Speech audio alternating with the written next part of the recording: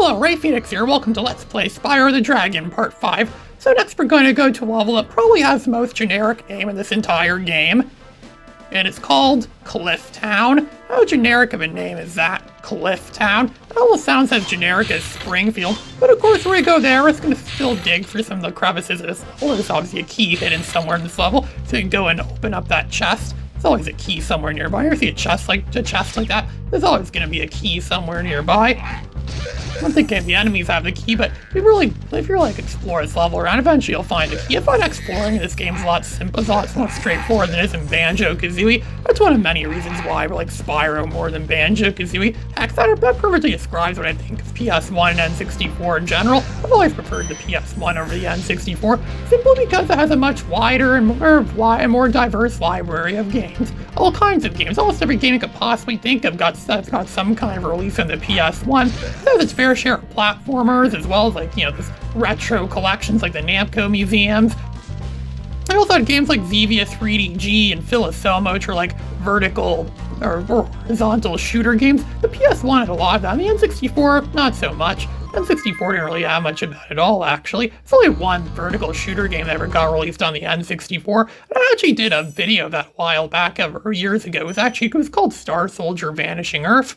So now we're entering Cliff Town. This place almost looks like, maybe it's like the Springfield of the Middle East. Almost looks like it could be an Agrabah from Aladdin or someplace like that. Imagine the people from Aladdin will probably come here and capture me and take me somewhere. And I don't know what they do, but there's those pots hanging around. Those people seem to like to cook. The pots, you could flame the pots, and there's a gem in there, so I like to be cooking gems. I didn't know gems were edible. I remember the second game, the next game, Spyro 2, someone actually bit into a gem and chipped a tooth on it or something like that. Maybe it wasn't cooked well enough, clearly wasn't cooked, because it would have chilled. Even then, I don't know, how malleable are gems? Are gems like gold? Could they melt easy? Could people use gems? I know Nasty Nork used these gems to build his army, obviously, but could gems be used for other things other than simply building an army? Could they be used as like a material, maybe? Could you build spaceships out of it? Could you build modern technology with it? Could you use it to power a lightsaber, kind of like those lightsaber kyber crystals, or whatever they're called, and Spyro could have them. Well, Spyro probably wouldn't be able to wield a lightsaber. Unless he uses his mouth, maybe, to pick it up. And use it to slash stuff around. Apparently the reason why Insomniac didn't want to make any more Spyro games was simply for Spyro's lack of being able to hold a gun. Since Spyro can't hold a gun, obviously, because he's a quadruped, so he can't pick up a gun and use a gun. So I guess that's why they made Ratchet instead. And then that's when they really started to make the Ratchet and Clank series. Which I often find Ratchet and Clank's a little bit more reminiscent of Crash Bandicoot than Spyro. I think people who made Crash Bandicoot may have also worked on Ratchet and Clank. I know Naughty Dog was involved in the development of Ratchet and Clank, at least they're mentioned in some of the games, some of the credits to the game. So collecting all the gems on this side of a building, this bizarre architecture building. It almost looks like blasted sandstone. More references to the Gyarados level and the original Wipeout. The original Wipeout actually said what the track is made out of, and it would say something like blasted sandstone for Gyarados. Well, it does look like redstone or blasted stone, like some ancient stone structure or something like that. I could imagine like maybe Mars or something like that could have architecture like this. I imagine like a place like Mars having bizarre architecture of this type. So of course we're at the end of the level, but of course the level's still far from over, because I sometimes think if you really could exit a level just by pressing the pause button or start button and then just saying quit the game, it almost makes like those endpoints of the levels almost redundant. Because most of the time in this game, it's not simply a matter of getting to the goalpost, like in a lot of other free platformers. It's just simply a matter of collecting absolutely everything in the level. There aren't even any goalposts at all in the Ape Escape games, because Ape Escape levels always end when you collect the required amount of monkeys, or all the monkeys in the level. They should have done something like that with this game, or maybe just had the level automatically end as soon as you get absolutely everything in the game. Because some people say they wanted a tactic of how to get every level in this game 100% complete. I saw one guy have a tactic where he says, oh, just don't leave the level. Never leave a level unless you have it 100% complete. If you have absolutely everything, I'm honestly going by that. I'm obviously using that strategy for this, which is how I ultimately get every level in this game 100% complete. This is one of the only times that I'll ever do a 100% complete run of a game.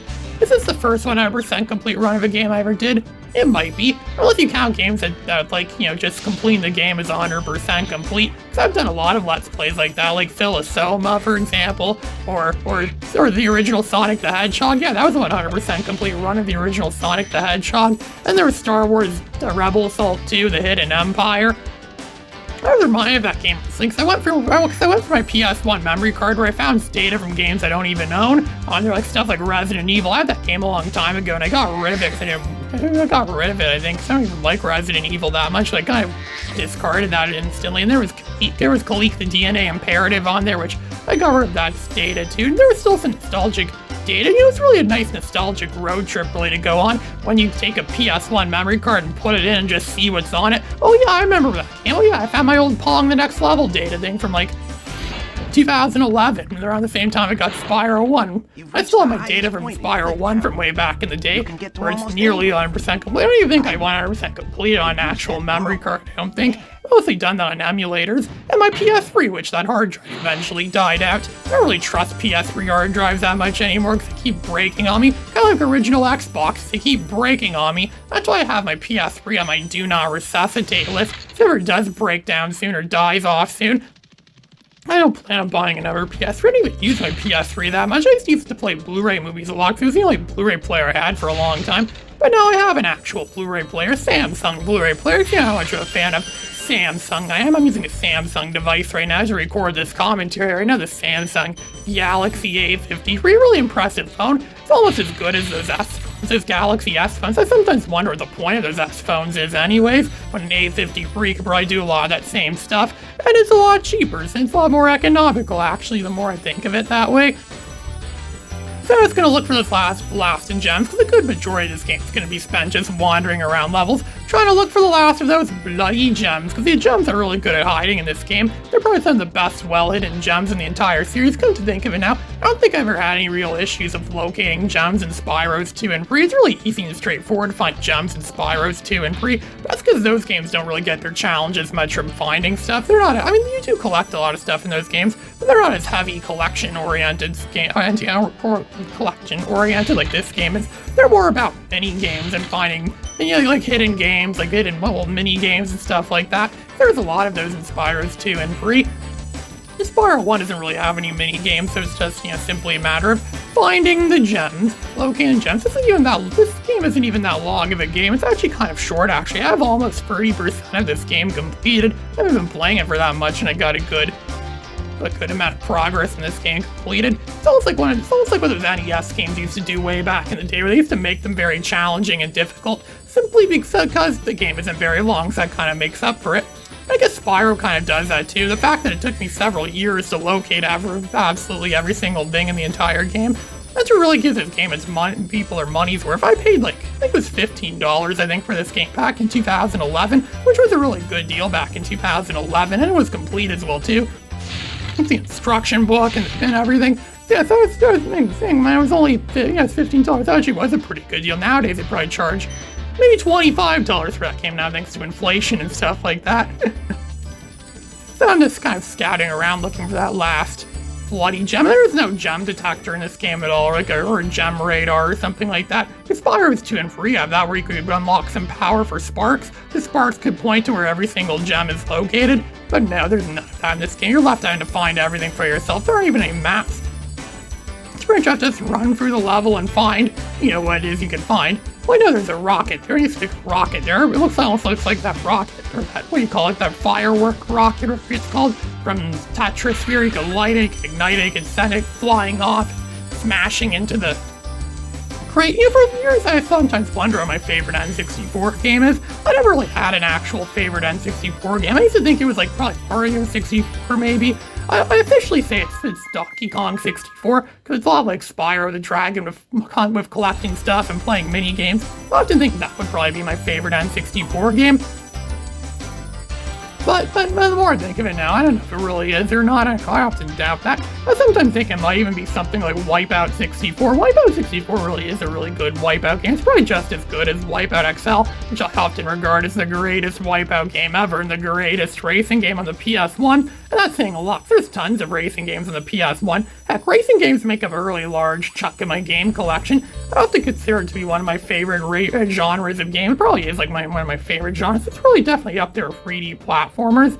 Those are like my top 2 favorite genres of games. They're so diverse as well too, just like 3D platformers. 3D platformers are very diverse games. We've established that Spyro the Dragon and Crash Bandicoot are definitely 3D platformers, and at the same time, they are very different from each other. Spyro the Dragon is more like Jumping Flash, where you have to explore levels and collect stuff and find stuff and find stuff. Well, Crash Bandicoot's more like Donkey Kong Country, where you have to just, where you just set on a preset track of levels and you have to just run through them. It's really challenging, especially the first Crash Bandicoot too. The first Crash Bandicoot was a lot like Donkey Kong Country. I sometimes think they really took a lot of inspiration from Donkey Kong Country, which makes sense. Donkey Kong Country was a really successful game. Remember that show, that BS show, Flights of Fantasy, actually gave the title of Game of the Decade, and yet at the same time, they reviewed the original Spyro, and they made it sound like Spyro the Dragon wasn't that good of a game. They said the same thing about Crash Bandicoot.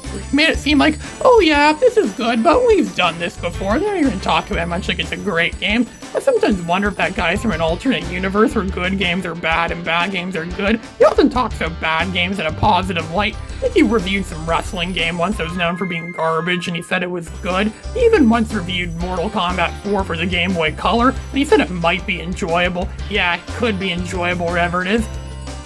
It was funny because it was in a video that had so many other games and like so many other reviews of games, and he called it Mortal Kombat 4, despite the fact he only spends 5 seconds talking about Mortal Kombat 4.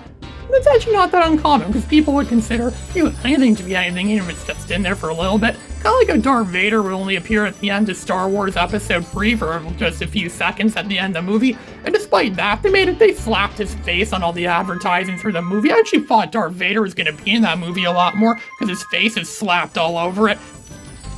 His face is slapped all over everything, and yet he was only in that movie at the end for a little bit. I was kind of disappointed with that movie for that very reason, or that's one of the reasons why I was kind of disappointed with it. It wasn't what I thought it was going to be. But yeah, Rogue One was a little bit more accurate, because sure, Darth Vader was on the front cover of Rogue One, and he was in advertisements for that movie, but he was actually in that movie a lot more, and actually played a role in that story, so I guess that's, not really as much false advertising then. This is Ray Phoenix, signing out.